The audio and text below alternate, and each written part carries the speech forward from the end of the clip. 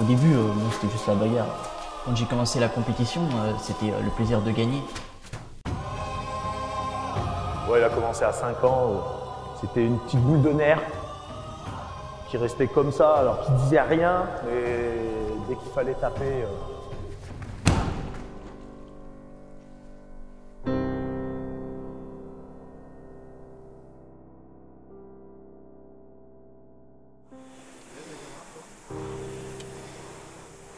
Toute ma préparation aujourd'hui est axée sur les JO 2024. C'est l'objectif final. Donc on se prépare par rapport à ça pour être prêt à ce moment-là. Tranquillement, jusqu'à 5 et puis ensuite échauffement articulaire. Encore, encore. Dernière. Verrouillé aussi ici. Et 9, parfait. Super. On arrête là. Bien joué. Petit à petit, on a fait un projet qui a l'air ambitieux, mais il a tout à fait le potentiel pour atteindre l'objectif des JO 2024. Il a eu vraiment des hauts et des bas, il a continué, il n'a pas lâché, il s'est investi. Moi pour l'instant, tout va bien pour moi, il faut juste que je reste concentré, il faut rester sérieux et motivé surtout. Attention à toi. Salut, c'est vrai. Bon courage. Merci beaucoup.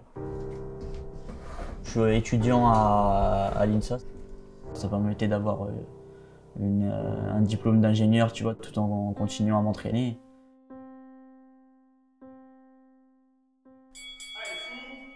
Ma mentalité, c'est que le sport, c'est un équilibre pour moi.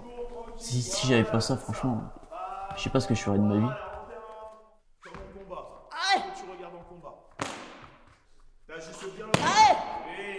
Le but, c'est il joue avec l'autre, il l'empêche de le toucher, d'accord. Et dès qu'il trouve une opportunité, il le fait. Et l'autre, par contre, le but, c'est de contrôler en essayant d'avancer sur l'adversaire.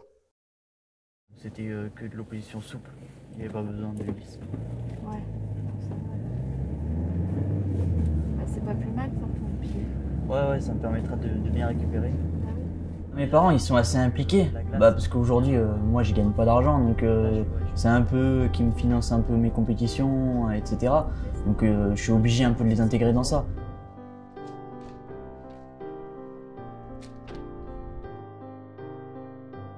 Après, là où je peux me sentir seul, c'est dans les choix et les priorités que tu fais. Ces objectifs-là, ils vont t'imposer d'avoir une hygiène de vie, tu vois, qui est assez stricte, etc. Tu peux pas te permettre de sortir, tu vois, pour aller t'amuser ou faire des choses, tu vois. J'aimerais bien le faire, hein, mais faut savoir ce que tu veux. T'as une autre vie après, hein, quand t'arrives à un certain âge, t'essaies d'avoir une famille, t'as d'autres objectifs. Mais en tout cas, garder 1 ou 2 séances par semaine, ça sera obligatoire. On va dire que j'ai une grosse tête, c'est ça? Non. Je croyais que c'était pas super. Allez, c'est parti. La défaite, c'est quelque chose de nécessaire, mais que je déteste. C'est une déception. Tu te sens faible, hein, quand tu perds. J'ai envie de tout casser. J'ai tendance à m'isoler, à me remettre en question. Dans des combats où il y a beaucoup de pression, où c'est relevé, la préparation mentale te permet de te mettre dans un état où tu es serein. C'est comme si tu étais déjà préparé, comme si tu avais révisé avant. Il est déterminé. Et souvent, voilà, quand il y en a qui ont déjà des ambitions, en général, c'est difficile de les arrêter. Souvent, on préfère freiner que pousser. Et c'est un élève qu'on devait freiner. Si j'arrive à participer au JO et faire un gros résultat, je pense que j'aurais clôturé tous mes objectifs en taekwondo. On va le faire. Forcément, tu as des doutes, etc. D'où l'importance, tu vois, de bien travailler en amont sur la préparation mentale pour te dire en fait que tes doutes ils sont infondés. Si tu es dans ce genre de compétition, c'est que tout le monde a le même potentiel. Moi, je dis souvent, dans ce genre de compétition, c'est manger ou être mangé.